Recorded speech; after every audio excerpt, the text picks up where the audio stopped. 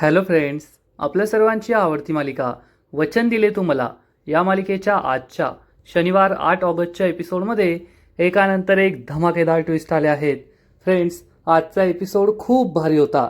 मग नेमकं घडलंय तरी काय? तर आजच्या एपिसोडमध्ये हर्षवर्धनने आपल्या प्लॅनचा खुलासा केलाय. हर्षवर्धन डायरेक्ट सुशिलाशी बोललाय.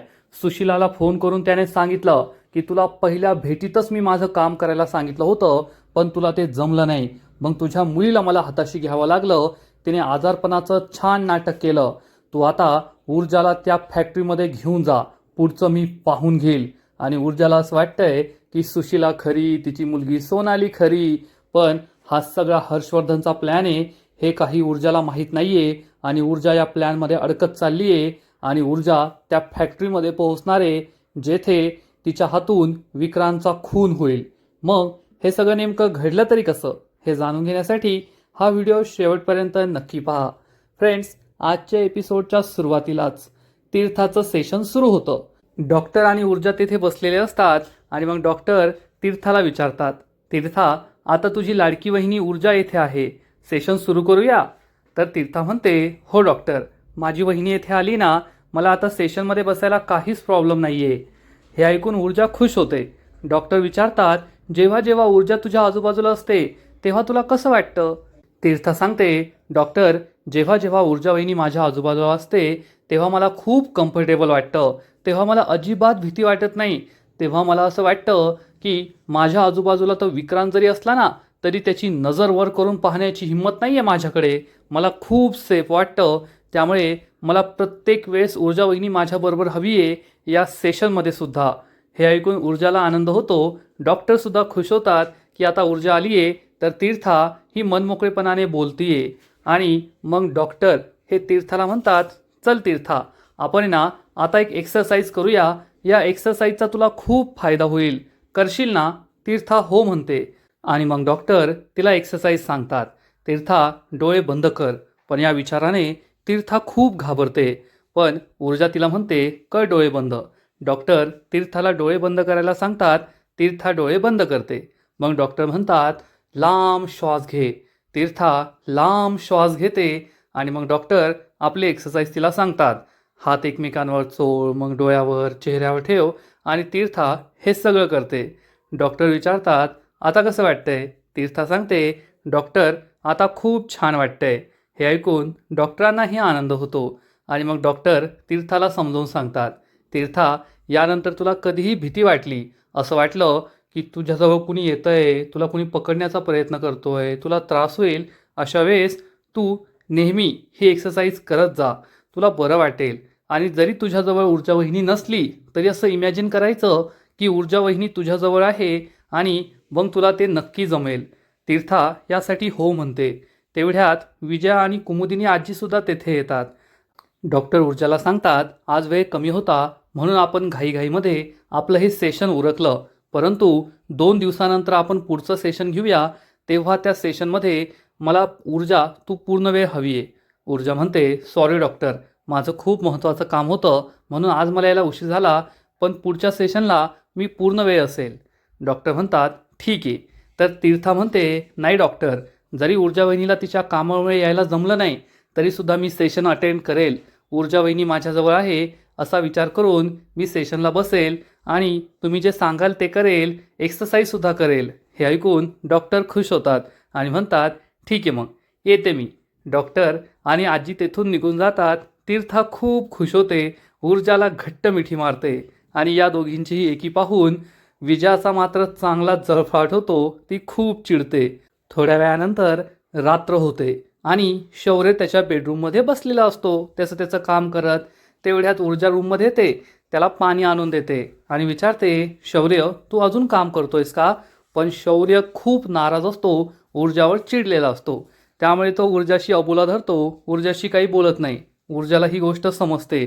ऊर्जा म्हणते, सॉरी शौर्य, खरंच मला खूप उशीर झाला. मी 12 सव्वा 12ला घरी आले. त्यानंतर तीर्थाचं सेशन जे फक्त 15 मिनटंच चाललं. त्यानंतर घरातली कामं, मग रात्रीची कामं, ही करता करता रात्रीचे 11:30 वाजले. पण तुझ्याशी एक शब्द बोलायलाही वेळ मिळाला नाही. आता जहागीरदारांच्या घरात सुनेला एवढी कामं करावी लागतात की दुपारी 12:30 ते रात्री 11:30 11 तासात ऊर्जाला शौर्यशी बोलायला 1 मिनिटंसुद्धा वेळ मिळालेला नाही आहे. त्यामुळे शौर्य नाराज असतो. ऊर्जा म्हणते, आज तुम्हाला एवढे फोन केले तरीसुद्धा मी फोन उचलले नाही. पण परिस्थितीच अशी होती की मला फोनच उचलता आला नाही. शौर्य खूप सॉरी. परंतु शौर्य तिच्याशी एक शब्दही बोलत नाही आणि गप्प बसतो. ऊर्जा म्हणते, सॉरी ना, माफ कर ना.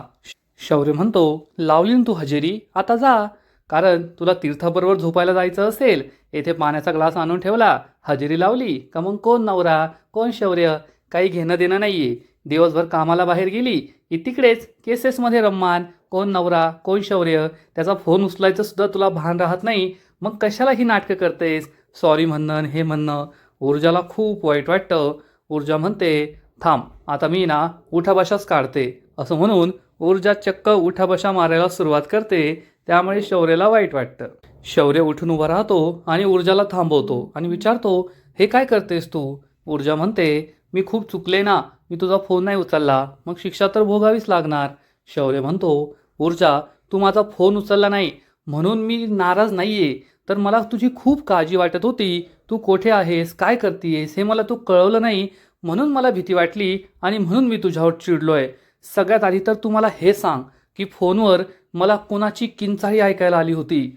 ऊर्जा म्हणते, शौर्य मला तुला सगळं सांगायचंय. आणि मग ऊर्जा एक एक करून त्याला सगळं सांगते. सकाळी त्या ताईला भेटल्यापासून तिच्या मुलगी सोनालीपर्यंत, मग तिच्या चक्कर येण्यापर्यंत, तिला हॉस्पिटलला नेण्यापर्यंत, तिच्या नकारापर्यंत आणि मग तिला रिक्षात घरी बसून देण्यापर्यंत ती सगळं काही सांगते. हे ऐकून शौर्याला मोठा धक्काच बसतो. शौर्य म्हणतो, याचा अर्थ वस्तीतल्या इतर घरांमध्ये सुद्धा हीच परिस्थिती असेल.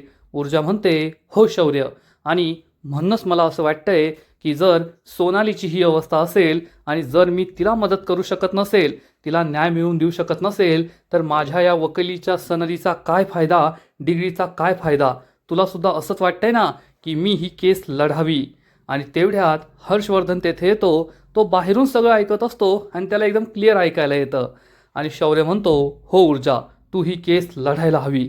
हे ऐकून हर्षवर्धन खूप खुश होतो आणि आनंदाने तेथून निघून जातो. आणि इकडे ऊर्जा म्हणते, थँक्यू शौर्य, आता तू माझ्याबरोबर आहे ना, तर मी अख्ख्या जगाशी लढू शकते. शौर्य आणि ऊर्जा खूप खुश होतात आणि एकमेकांना घट्ट मिठी मारतात. परंतु या दोघांपेक्षा जास्त खुश असतो हर्षवर्धन जहागीरदार.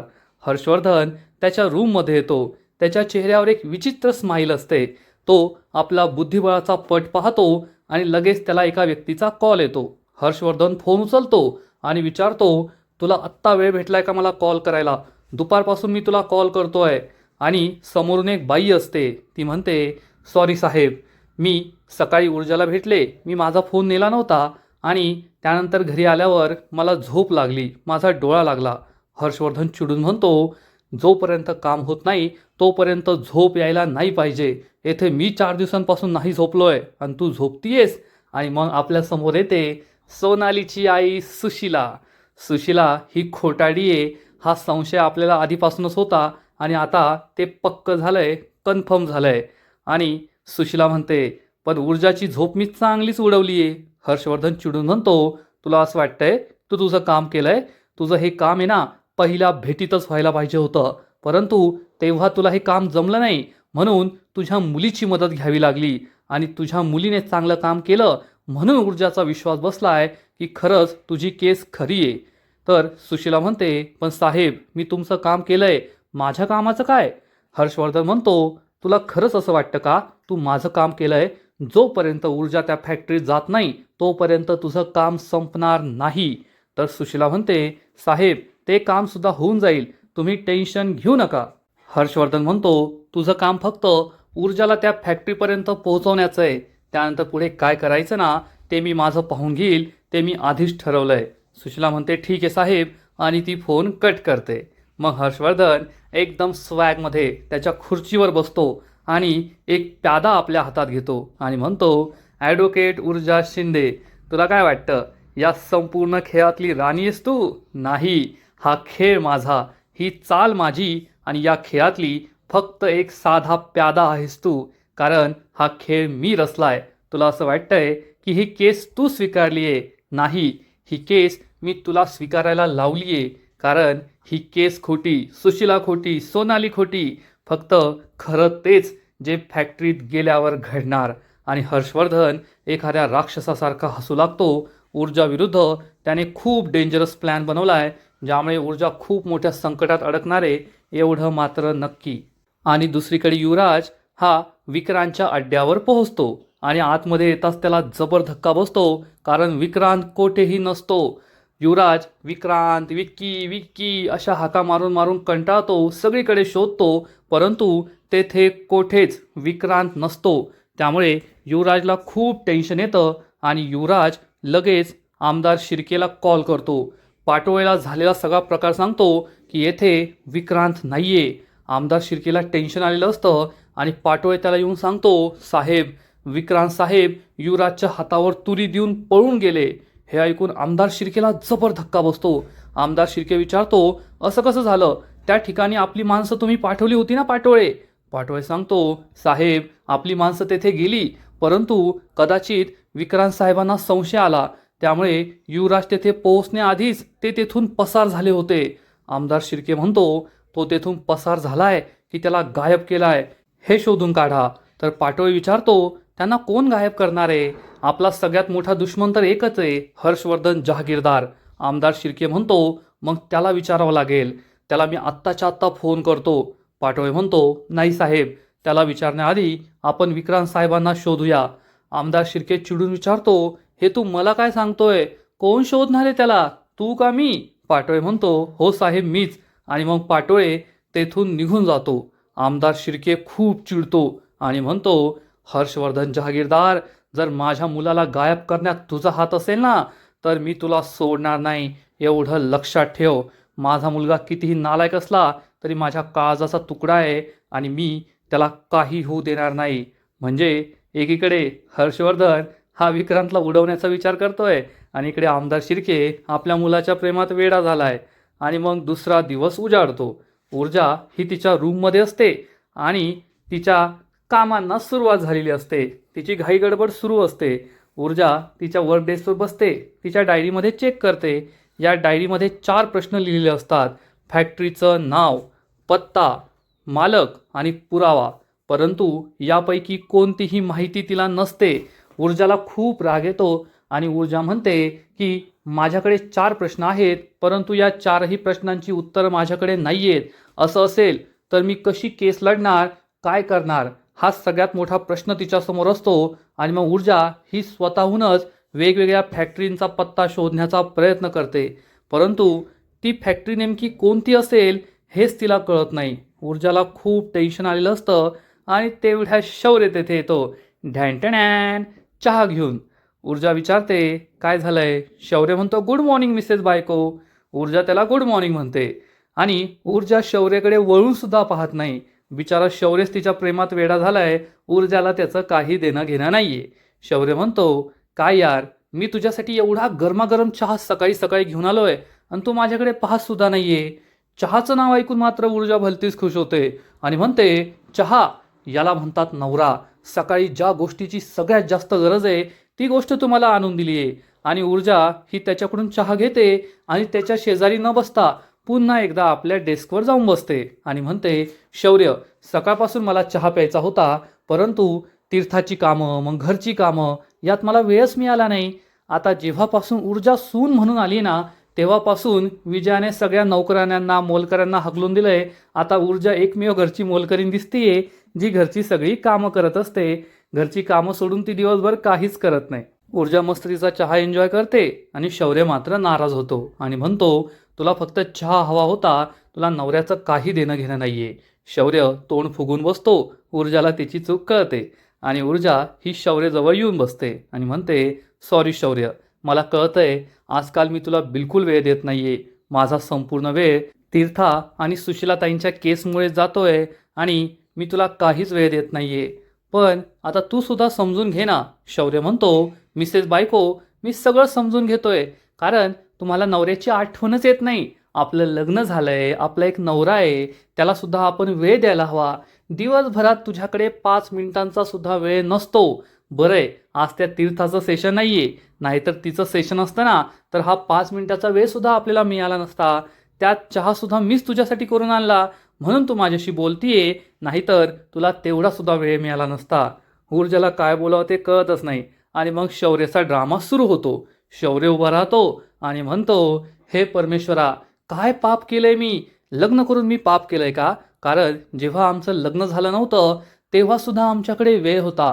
चाय चुई खारीखुरीच्या स्टॉलवर आम्ही दोघे एकत्र गप्पा मारत बसायचो, मस्त चहा आणि खारी खायचो. पण जेव्हापासून लग्न केलंय माझी बायको ही घरातील कामांमध्ये एवढी व्यस्त झालीये की तिच्याकडे माझ्यासाठी 5 मिनिटांचा सुद्धा वेळ नाहीये.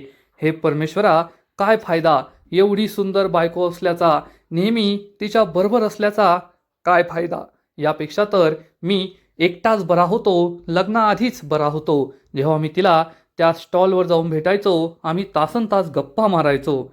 ऊर्जा ही शौर्यजवळ येते आणि म्हणते, शौर्य, एक नंबरचा नौटंकी आहेस तू. तू वकील नाही, अभिनेता व्हायला पाहिजे होतं. असं म्हणून ऊर्जा शौर्यला मारते. शौर्य सुद्धा ऊर्जाला मारतो. ऊर्जा विचारते, मला कसं मारलं तू? परत ती शौर्यला मारते आणि या दोघांची मारामारी सुरू होते. शौर्य थांबतो आणि म्हणतो, हे ऊर्जा, काय झालं इथे? आणि ऊर्जा विचारते काय, तर शौर्य तिच्या माथ्यावर किस करतो आणि मग ऊर्जाच्या खूप जवळ येतो. ऊर्जा लाजते आणि हे दोघे एकमेकांच्या जवळ येणार तेवढ्यात नेहमीप्रमाणे ऊर्जाचा मोबाईल वाजतो आणि मग ऊर्जा म्हणते, महत्त्वाचा फोन असेल, थांब. ऊर्जा ही फोन घ्यायला येते आणि तिला सुशिलाने कॉल केलेला असतो. सुशिला ऊर्जाला सांगते, ताई, मला तुम्हाला एक खूप महत्त्वाची माहिती द्यायची आहे, आत्ताच्या आत्ता मला येऊन भेटा. आणि ती फोन कट करते. सुशिलाने नक्कीच हर्षवर्धनच्या प्लॅनप्रमाणे ऊर्जाला या फॅक्टरीचा पत्ता देण्यासाठी फोन केला असणार, बोलवलं असणार, यात शंका नाही. आणि ऊर्जा मात्र खूप खुश होते की नक्कीच या सुशिलाला फॅक्टरीचा पत्ता मिळाला असेल आणि आता आपल्याला फॅक्टरीचं नाव, पत्ता, मालकाचं नाव हे सगळं कळणार आणि आपण सोनालीला नक्कीच न्याय मिळवून देऊ शकतो असा विचार करून ऊर्जा खुश होईल. आणि आजचा एपिसोड येथे संपतो. फ्रेंड्स, वचन दिले तुम्हाला, या मालिकेचा आजचा एपिसोड खरंच खूप भारी होता, खूप इंटरेस्टिंग होता. इतक्या दिवसांपासून आपल्या मनात जी शंका होती ती शंका खरी ठरली आहे की हा जो सगळा सुशिलाचा आणि सोनालीचा प्लॅन आहे हा हर्षवर्धनचा प्लॅन आहे. हर्षवर्धनने जाणून बुजून एका सुशिलाला आणि सोनालीला तयार केलं आहे आणि ऊर्जा या प्लॅनमध्ये पूर्णपणे अडकली आहे. ऊर्जाला असं वाटतंय ही माणसं खरी आहे, ही केस खरी आहे, पण हे सगळं खोटं आहे. आता हर्षवर्धनचा नेमका प्लॅन काय आहे? हर्षवर्धन एकच गोष्ट म्हणतोय की ऊर्जाला त्या फॅक्टरीमध्ये यायचं आहे. आता या फॅक्टरीमध्ये गेल्यावर असं काहीतरी भयानक घडणार आहे ज्याचा कधी ऊर्जा आणि शौर्याने स्वप्नातसुद्धा विचार केला नव्हता. फ्रेंड्स, या मालिकेचा आजचा एपिसोड तर खूप भारी होता, पण पुढील एपिसोड आणखीन भारी असणारे, आणखीन मोठा ट्विस्ट या मालिकेत येणारे. मग नेमकं घडणार तरी काय? तर पुढील एपिसोडमध्ये आपण पाहू की सुशिलाने फोन केल्यानंतर ऊर्जा ही सुशिलाला भेटायला जाईल. मग सुशिला तिला या फॅक्टरीचा पत्ता आणि नाव सांगणार, त्यामुळे ऊर्जा खुश होईल. सुशिला तिला म्हणेल, ऊर्जाताई, ही तीच फॅक्टरी आहे ज्या फॅक्टरीतील विषारी पाणी प्यायल्यामुळे माझ्या मुलीच्या दोन्ही किडन्या फेल झाल्या आहेत. आमच्या वस्तीतील अनेक लोकांना त्रास होतोय आणि आता तुम्हाला आम्हाला न्याय मिळवून द्यायचा आहे. मी माझं काम केलंय, आता तुम्ही तुमचं काम करा. हे ऐकून ऊर्जा खूप खुश होईल आणि मग ती शौर्यला फोन करून सांगेल, शौर्य, माझ्या प्रश्नांची उत्तरं मिळाली आहेत, त्या फॅक्टरीचं नाव, पत्ता सगळं समजलंय. हे ऐकून शौर्यसुद्धा खूप खुश होईल आणि ऊर्जाला म्हणेल, ऊर्जा, त्या ठिकाणी तू एकटीने जायचं नाहीये, मी तुझ्याबरोबर येईल, कारण एकटीने जाणं खूप धोकादायक आहे. ऊर्जा म्हणेल, ठीक आहे, तू माझ्याबरोबर ये. आता या दोघांचं एकत्र जाण्याचं ठरणार. पण मग सुशिला ही हर्षवर्धनला फोन करून सांगेल, हर्षवर्धन साहेब, ठरल्याप्रमाणे सगळं काही झालंय. मी ऊर्जा शिंदेला त्या फॅक्टरीचा पत्ता आणि नाव सांगितलंय. हे ऐकून हर्षवर्धन खूप खुश होईल आणि हर्षवर्धन म्हणेल, ऊर्जाला असं वाटत असेल की शौर्य तिच्याबरोबर येणार, पण मी शौर्यला तिच्याबरोबर जाऊ देणार नाहीये, कारण माझ्या प्लॅनला सक्सेसफुल होण्यासाठी ऊर्जाने तिथे एकटीने जाणं खूप महत्त्वाचं आहे. कारण शौर्य तिच्याबरोबर गेला तर हर्षवर्धनचा प्लॅन यशस्वी होणार नाही आणि मग शौर्याला अडकवण्यासाठी किंवा ऊर्जाबरोबर न जाऊ देण्यासाठी हर्षवर्धन त्याला एखादी महत्त्वाची केस देणार, त्याला काहीतरी काम सांगणार आणि शौर्याने फक्त लग्नाच्या वेळेसच हर्षवर्धनला नकार दिला होता. बाकीच्या वेळेस हर्षवर्धन जे सांगणार ते शौर्य करणार आपली बायको कितीही मोठ्या संकटात असली तरी तो तिला वाचवायला जात नाही. हर्षवर्धन म्हटला ही केस स्टडी कर, थांबला. हर्षवर्धन म्हटला या केसचे डॉक्युमेंट कर, तो ते करतच राहणार. हर्षवर्धन हा शौर्यला काही ऊर्जाबरोबर जाऊ देणार नाही. त्यामुळे ऊर्जा ही काही थांबत नाही. तसंही ऊर्जाला घराबाहेर पडल्यावर नवऱ्याचा विसर पडतोच. त्यामुळे ऊर्जा शौर्यसाठी न थांबता चक्क या पत्त्यावर जाणार, या फॅक्टरीमध्ये जाणार आणि हर्षवर्धन फोनवर सुशिलाला सांगेल की ही खेळीसुद्धा मीच सुरू केली आणि आता या खेळाचा शेवट कसा होणार हे मीच ठरवलंय आणि आता फॅक्टरीमध्ये खरा खेळ होणार आहे. मग आता पुढे काय होईल हे पाहायला मजा येईल. तर फ्रेंड्स, तुम्हाला सुद्धा आजचा एपिसोड आवडला का? नक्कीच कमेंट करून सांगा. आणि वचन दिले तुम्हाला या मालिकेचे असेच नवीन नवीन एपिसोड, नवीन नवीन अपडेट सर्वात आधी पाहण्यासाठी व्हिडिओला लाईक करा, शेअर करा, चॅनलला सबस्क्राईब करून बेल आयकॉनवर क्लिक करा. म्हणजे या मालिकेचे नवीन नवीन एपिसोड तुम्हाला सर्वात आधी पाहायला मिळतील. खूप खूप खूप धन्यवाद.